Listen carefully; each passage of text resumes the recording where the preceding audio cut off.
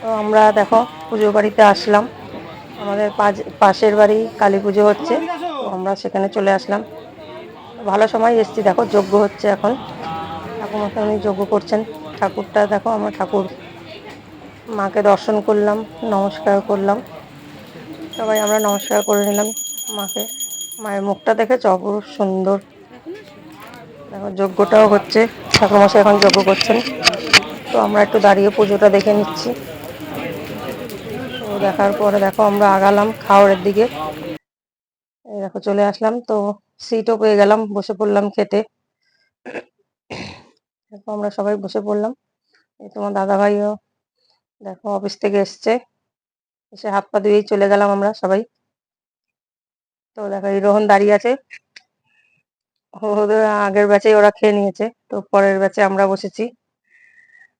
দেখো এদিকে রুদ্র আর নিধি, দেখো ওরা একা একা আগেই বসে গেছে আমাদের আগে।